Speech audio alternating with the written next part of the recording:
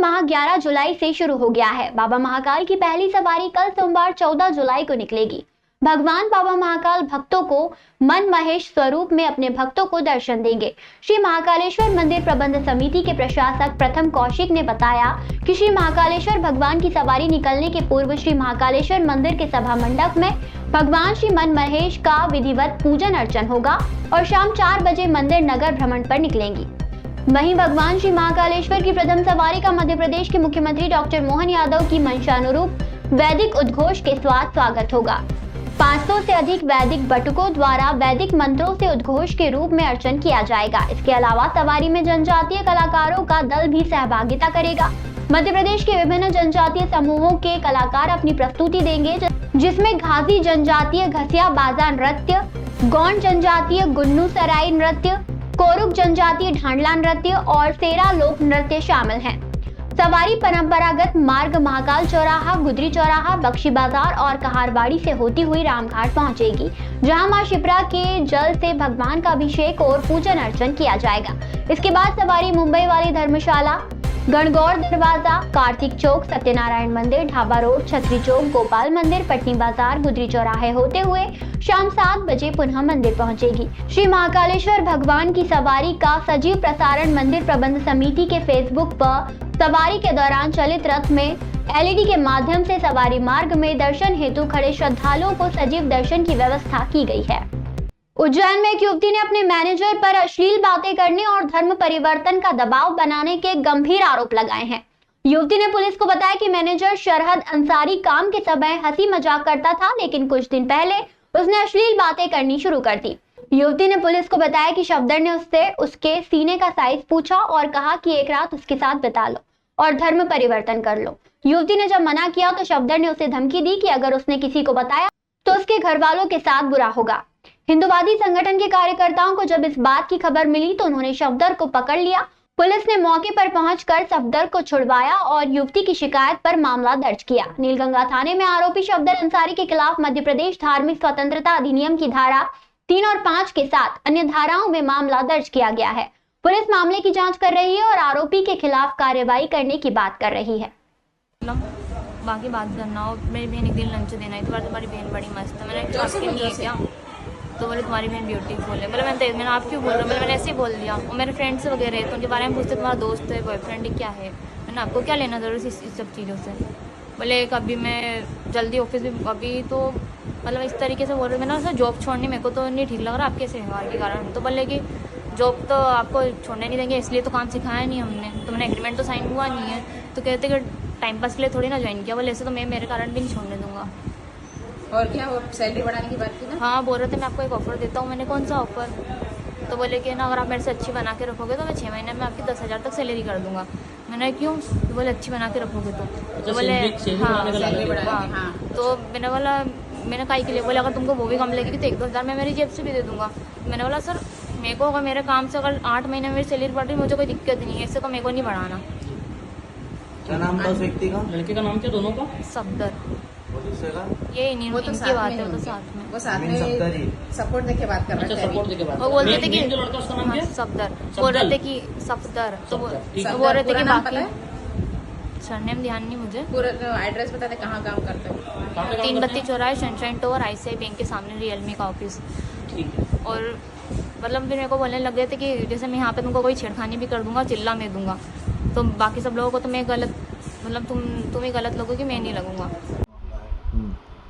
आज शाम के समय एक युवती यहाँ रिपोर्ट करने आई थी कि वो 3 बत्ती स्थित एक मोबाइल सर्विसिंग इसके एक शोरूम पे काम करती है और उसने बताया था कि 1.5 महीने से ही वो शोरूम पे काम कर रही है और जब से वो काम कर रही थी उस शोरूम का मैनेजर जो है तो वो लगातार उसके साथ पहले हंसी मजाक करता रहा और फिर उसके द्वारा छेड़छाड़ की जाती रही।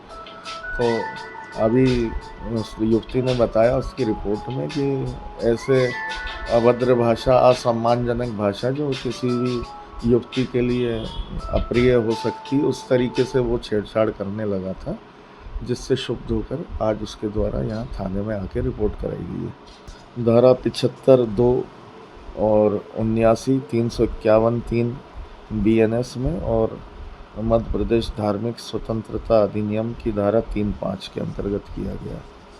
ये इसमें ये भी आरोप लगाया था कि वो उक्त जो युवक है, मैनेजर है जो उस कंपनी का, उनके शोरूम का, वो उसको क्या कहते हैं, धर्म परिवर्तन के लिए भी प्रेरित करता था। इसके लिए इसमें इस धारा का समावेश किया गया है। उज्जैन जिले की घटिया तहसील के ग्राम गोयला बुजुर्ग में एक मकान को मनमाने तरीके से तोड़ने का मामला सामने आया है। मिली जानकारी के अनुसार ग्राम गोयला बुजुर्ग में रहने वाले बाबू खान का मकान कल शाम को बिना किसी उच्च अधिकारी की मौजूदगी और बिना पूर्व नोटिस के सरपंच के निर्देश पर RI द्वारा तोड़ दिया गया। क्या है मामला? बाबू खान के पास पट्टे के कागजात होने के बावजूद उसे मकान को अतिक्रमण बताया गया और तोड़ दिया गया। सूत्रों की माने तो वरिष्ठ प्रशासनिक अधिकारियों ने उक्त घटना की जानकारी होने या ऐसा कोई आदेश देने की बात से इनकार किया है।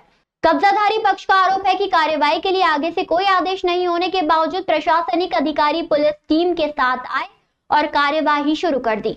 बाबू खान ने कहा, हमारे खिलाफ कोई आदेश नहीं था, फिर भी प्रशासन ने कार्यवाही की। हमने न्यायालय में मामला दायर किया है।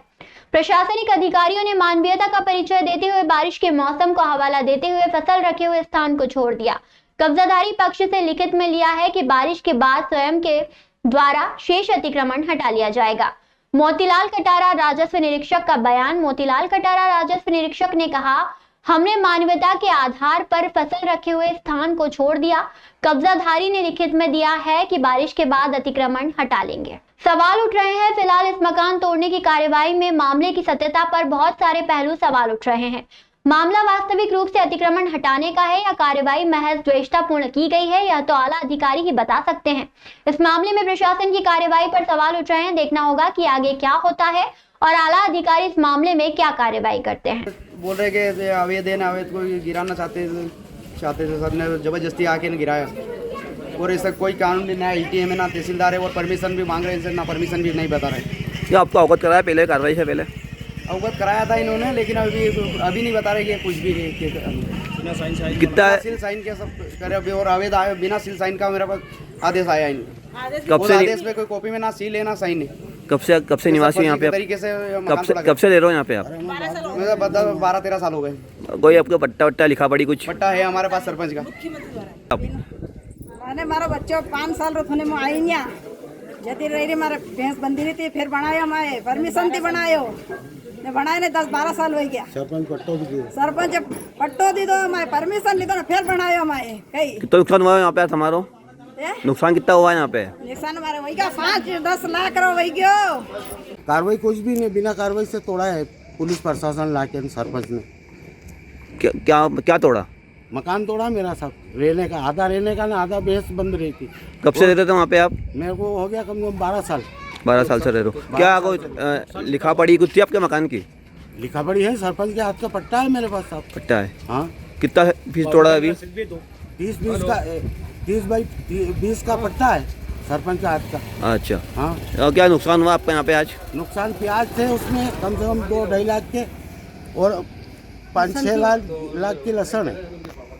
पशु वगैरह बांधते थे वहाँ पे आप? पशु बांध रहे थे, एक साइड में एक साइड रह रहे थे, प्याज भी थी। नोटिस वगैरह मिला आपको उससे पहले? नहीं मिला कुछ भी, फर्जी नोटिस आया था गिरदार साहब का। यहाँ पे आज कार्रवाई कुछ भी नहीं, आगे से तो कुछ भी आदेश नहीं है, डायरेक्ट आए हैं पुलिस प्रशासन लेके ना आके मकान तोड़ दिया।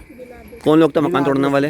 मकान तोड़ने वाले कौन है? वो हरिहर शर्मा और बमर सरपंच, एक करण सिंह पटेल, एक मनोहर पटेल।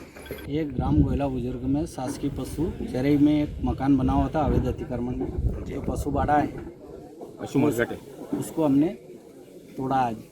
कई और भी मकान आए हैं इसमें नक्शे में? मकान वो आगे की नहीं मालूम मेरे को, तो एक ही आदेश मिला था उसी को तोड़ा मैंने। एक ही का आदेश था मेरे पास। जी। आपका पूरा नाम? मोतीलाल कटारिया। मकान मालिक का नाम वगैरह कुछ? बाबू का। वहाँ के चलते सोमवार को शहरी क्षेत्र के सभी स्कूलों में अवकाश रहेगा, जबकि रविवार को स्कूल खुले रहे और बच्चे रोज की तरह स्कूल जाते दिखाई दिए। जिला कलेक्टर नीरज कुमार सिंह के निर्देश पर जिला शिक्षा अधिकारी ने सोमवार को स्कूलों का अवकाश करने का निर्णय लिया था। इसका कारण यह है कि सावन माह में बाबा महाकाल की सवारी प्रति सोमवार को नगर भ्रमण पर निकलेगी, जिसे देखने के लिए लाखों की संख्या में श्रद्धालु जन उज्जैन पहुंचते हैं और शहर में जाम की स्थिति बन जाती है। शहरी क्षेत्र के स्कूलों के बच्चे जब स्कूल से घर की ओर सोमवार को लौटते हैं तो उन्हें घंटों जाम में फंसे रहना पड़ता है। साथ ही प्रशासन द्वारा भी सवारी मार्ग सहित कुछ अन्य मार्ग पर बैरिकेडिंग कर बंद कर दिया जाता है, जिससे विद्यार्थियों को परेशानी का सामना करना पड़ता है। इन्हीं सभी अव्यवस्थाओं से बचने के लिए जिला प्रशासन ने यह निर्णय लिया है। बता दें कि पिछले साल भी जिला प्रशासन द्वारा ट्रैफिक व्यवस्था को देखते हुए ऐसा ही निर्णय लिया गया था। इस साल भी सावन माह में सोमवार को निकलने वाली सवारी के चलते सोमवार को स्कूलों का अवकाश करने का निर्णय लिया गया है, जिससे विद्यार्थियों को जाम की समस्या से बचाया जा सके। उज्जैन में एक युवक पर चाकू से हमला करने और उसे छत से नीचे फेंकने का मामला सामने आया है। तरुण कुरेल थाना प्रभारी नीलगंगा ने बताया कि आकाश वासेन उर्फ छोटू नामक युवक पर उसके पड़ोस में रहने वाली एक युवती के भाई अभिषेक और उसके साथी विकास ने हमला किया। आरोपियों ने आकाश को घर की छत पर बुलाया और उसके साथ मारपीट की। इसके बाद उन्होंने आकाश पर चाकू से 7 बार हमला किया और ईंट से मारा। जब आकाश की मौत नहीं हुई तो उन्होंने उसे छत से नीचे फेंक दिया। हमले में आकाश के नस कट जाने से अधिक मात्रा में खून बहा और उसकी हालत गंभीर हो गई। उसे उज्जैन के जिला अस्पताल में भर्ती कराया गया, जहां प्राथमिक उपचार देने के बाद उसे इंदौर रेफर कर दिया गया। नीलगंगा थाना पुलिस ने प्रकरण दर्ज करने के बाद दोनों आरोपियों अभिषेक और विकास को गिरफ्तार कर लिया है। उन्हें आज न्यायालय में पेश किया जाएगा। पुलिस मामले की जांच कर रही है और आरोपियों के खिलाफ कड़ी कार्रवाई करने की तैयारी कर रही है। तो किसने मारपीट किया आपके साथ? मुकेश बदाले के भांजा और भतीजा। अच्छा, क्या क्या कारण रहा? उसकी लड़की मेरे पीछे पड़ी हुई है बस। अच्छा। घर पे आया, उन्होंने चाकू वाकू से मेरे ऊपर हमला करा है और अधमरी हालत कर दी। कितने लोग थे ये 2 जने थे। क्या क्या नाम है? 2 अभिषेक बदाले, विकास मरमट। तुम्हारा क्या नाम है? मेरा आशीष वासी। क्या घटनाक्रम हो गया था आपके साथ? सूचना मिली थी प्रकाश नगर में चाकूबाजी की घटना हुई है। इस संबंध में अस्पताल जाके हमने फरियादी जो है आकाश मैरवा जो हैं, इनके पूछताछ के कथन लिए तो इन्होंने बताया कि इनके घर के पास रहने वाला अभिषेक उर्फ भैयू तथा उसका दोस्त विकास, उनके द्वारा आज इसके घर में आकर इसके साथ मारपीट की गई है और फिर उसके साथ चाकू से उसको प्राणघातक चोटें पहुंचाई गई हैं और ईंट से भी मारपीट की गई है। उज्जैन के शासकीय उत्कृष्ट उच्चतर माध्यमिक विद्यालय में संचालित 2 MP बटालियन एनसीसी के कैडेट्स ने कमान अधिकारी गौरव थापा के मार्गदर्शन में और डॉक्टर मनोज कुमार द्विवेदी के निर्देशन में स्वामी विवेकानंद कॉलोनी में स्वनिर्मित कागज के बैग बनाकर रैली निकालकर लोगों को जागरूक किया। कैडेट्स ने मार्ग में संचालित दुकानों पर बैग वितरित किया और लोगों को प्रेरित किया, जिससे सभी जनमानस में प्लास्टिक मुक्त होने का संदेश पहुंचा। इस अवसर पर विद्यालय के प्राचार्य डॉक्टर विभा शर्मा ने बच्चों को मार्गदर्शित किया एवं क्षेत्र के पार्षद दुर्गा शक्ति सिंह ने बच्चों को उनके श्रेष्ठ कार्य की सराहना की। विद्यालय की वरिष्ठ शिक्षिका शेफाली चतुर्वेदी ने बच्चों को इस कार्य के प्रति कैडेट्स को मार्गदर्शित किया। 2 MP बटालियन के PI सतीश ने कैडेट्स को मार्गदर्शित किया। विद्यालय के शिक्षक पंकज शर्मा, निरंजन बेलिया, डॉक्टर रुक्मणी भदौरिया, डॉक्टर उमा शर्मा, सुनील शर्मा आदि सभी शिक्षक इस अवसर पर उपस्थित रहे, जिससे आयोजन गरिमापूर्ण संपन्न हुआ। सभी कैडेट्स ने उत्कृष्ट प्रदर्शन किया। प्राचार्य ने कार्यक्रम संयोजक डॉक्टर मनोज कुमार द्विवेदी का आभार माना।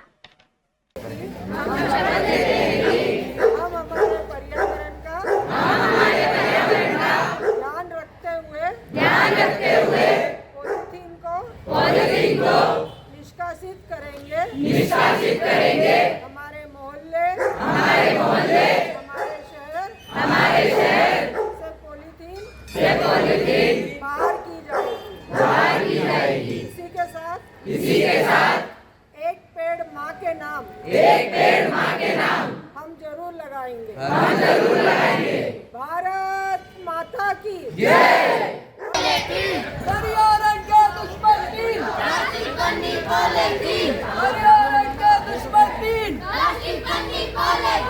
स्वच्छ भारत।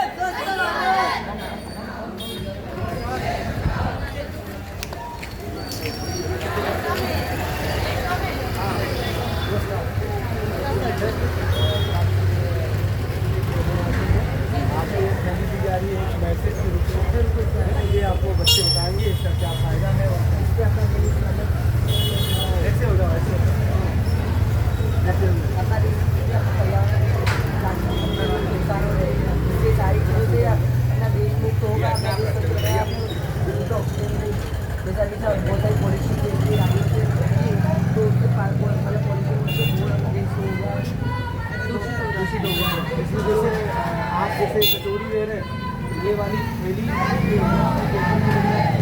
ये थैली में यूज करके इसको यूज न करते हुए इसमें कोई नुकसान भी नहीं है। मार्केट में अवेलेबल है, ये आजकल मिल जाती है। कैडेट्स द्वारा एनसीसी के कैडेट माधवनगर के हैं, हमारे साथ कागज़ की थैली यूज करती है। थैली सरकार से एक छोटा सा उद्योग भी किसी के लिए हो सकता है और प्लास्टिक को धीरे धीरे हम हटा सकते हैं। और ये जो थैली है इसको थैली दुकान से ट्रांसफर होती है। आपसे निवेदन है कि जो बच्चों का एक अभियान है इसमें आपका पूरा सहयोग अपेक्षित है। तो आपका वक्तव्य हम चाहते हैं कि आप इसको क्या आश्वस्त करेंगे, क्या ये सभी के लिए अच्छा है, इससे प्रदूषण फैलता है, इससे वो नालियाँ गाय ढोर बनते हैं, इससे सभी के लिए फायदा है ये। उज्जैन जिले के गांव घोसला नगर में करनी सैनिक कार्यकर्ताओं ने उज्जैन आगरा नेशनल हाईवे जाम कर धरना प्रदर्शन किया।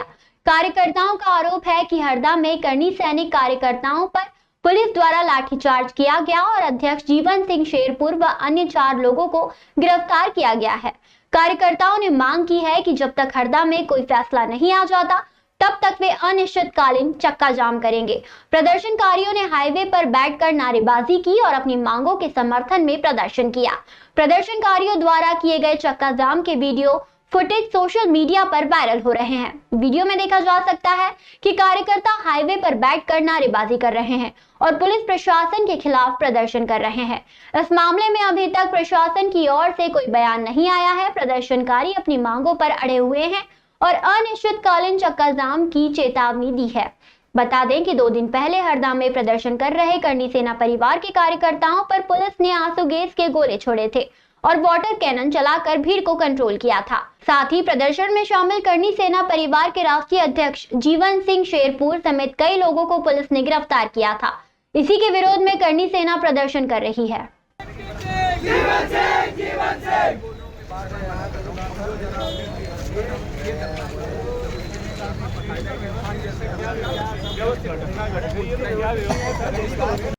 सावन माह शुरू होते ही उज्जैन में श्रद्धालुओं की संख्या बढ़ गई है, जिससे शहर के प्रमुख मार्गों पर जाम की स्थिति बन रही है। शहरवासी और श्रद्धालु जन जाम से जूझ रहे हैं। हरि फाटक ब्रिज, गुदरी चौराहा, दौलतगंज, गोपाल मंदिर, देवास गेट, सती गेट, बस स्टैंड और रेलवे स्टेशन क्षेत्र में जाम की समस्या बनी हुई है। जिला प्रशासन और पुलिस प्रशासन ने पूरी व्यवस्था कर रखी है, लेकिन इसके बावजूद यातायात व्यवस्था अस्त व्यस्त है। महाकाल मंदिर की सभी पार्किंग भी फुल चल रही है। जिला प्रशासन और पुलिस प्रशासन की टीम लगातार ट्रैफिक व्यवस्था को सुधारने में जुटी हुई है, लेकिन जाम की समस्या बनी हुई है। जब हमारे चैनल के कैमरामैन सावन में पहले सोमवार के पहले रविवार को उज्जैन में आने वाले ट्रैफिक का हाल जानने निकले तो उन्होंने हरि फाटक ब्रिज पर ट्रैफिक एसआई कालू सिंह गोयल की मुस्तैदी के साथ ट्रैफिक को अंडर कंट्रोल करते हुए देखा। उनके साथ नीरज मिश्रा और पुलिस मित्र संदीप ने भी यातायात को सुगम बनाने में महत्वपूर्ण भूमिका निभाई। उन्होंने आने वाले श्रद्धालुओं को समस्या न हो इसके लिए मार्ग बताया और ट्रैफिक को सुगमता से क्लियर किया। शहर के प्रमुख मार्गों पर जाम की स्थिति के कारण लोगों को परेशानी का सामना करना पड़ रहा है। जिला प्रशासन और पुलिस प्रशासन की ओर से जाम की समस्या को दूर करने के लिए लगातार प्रयास किए जा रहे हैं, लेकिन अभी तक पूरी तरह से समस्या का समाधान नहीं हो पाया है। जिला प्रशासन और पुलिस प्रशासन को जाम की समस्या को दूर करने के लिए और अधिक प्रयास करने की आवश्यकता है।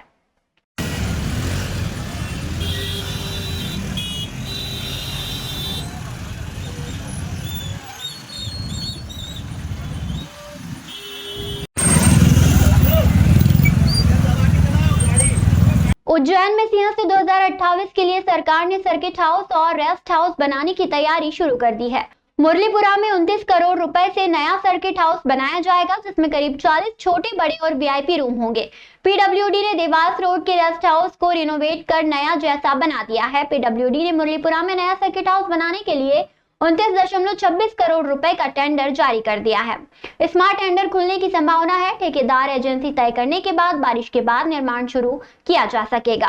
पीडब्ल्यूडी की टीम ने देवास रोड स्थित पुराने रेस्ट हाउस को 1 करोड़ रुपए के बजट के साथ नया जैसा बना दिया है, जिसमें लाइटिंग, फर्नीचर, पेंटिंग और सुंदरीकरण के अन्य काम कराए गए हैं। नया सर्किट हाउस बनने से देवास रोड के सर्किट हाउस पर दबाव कम हो सकेगा। साथ ही पुराने रेस्ट हाउस और सर्किट हाउस के साथ नए सर्किट हाउस बनने से कमरों की कमी दूर होगी। पीडब्ल्यूडी अधिकारियों के अनुसार पड़ाव स्थलों, नलवा, घटिया आदि स्थानों पर 6 रेस्ट हाउस बनाने की तैयारियां चल रही हैं। खाचरोद में हिंदू संगठनों की मांग पर एसडीएम नेहा साहू के निर्देश पर सड़कों पर घूमने वाली गौ माताओं को पकड़कर गौशाला में पहुंचाने का अभियान जारी है। अब तक 27 गौ माताओं को सड़क से पकड़कर गौशाला भेजा जा चुका है।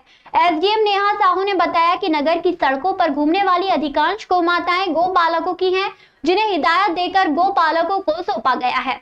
एसडीएम साहू ने बताया कि गौ माता और आम जनता की सुरक्षा के लिए अभियान जारी रहेगा।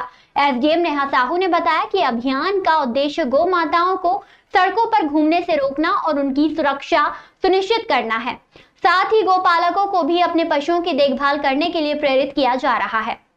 एसडीएम नेहा साहू ने बताया कि अभियान आगे भी जारी रहेगा और गौ माताओं को सड़कों पर घूमने से रोकने के लिए निरंतर कार्यवाही की जाएगी। उन्होंने गौपालकों से अपील की है कि वे अपने पशुओं की देखभाल करें और उन्हें सड़कों पर न छोड़ें। ज़्यादा रहती है और वो उस गाय के ऊपर चढ़ा के निकल जाता है, वहाँ रुकता भी नहीं है। और परसों के दिन एक असामाजिक तत्व ने गौ माता की पूंछ और पैर काट दिया था। ऐसी घटनाएं रोज खाचरोद में हो रही है, लेकिन खाचरोद प्रशासन सोया हुआ ही है। देखिए, एक ये बहुत सेंसिटिव इशू रहता है हमेशा कि जो हमारी गौ माता रहती है, कभी बारिश के समय रोड पे बैठी रहती है या आम मार्ग पे बैठी रहती है, तो उसको हमने गंभीरतापूर्वक लिया है और अभी हमने इसमें एक अभियान चलाया है। थोड़ा हमने लोगों का भी इसमें सहयोग लिया है, कुछ संस्थाओं का सहयोग लिया है, गौशाला के ओनर्स का भी हमने सहयोग लिया है। तो हमने रोज़ रात को अभियान निकाला है कि उन गायों की जो सड़क पे बैठी रहती है उनकी हम टैगिंग करवाते हैं और उनको निर्धारित गौशालाओं में हम भिजवा भी देते हैं, ताकि उन गायों की देखरेख हो सके, ताकि गौ माता को भी कुछ नुकसान ना हो, उनको हानि ना हो और लोगों को भी कुछ नुकसान ना हो।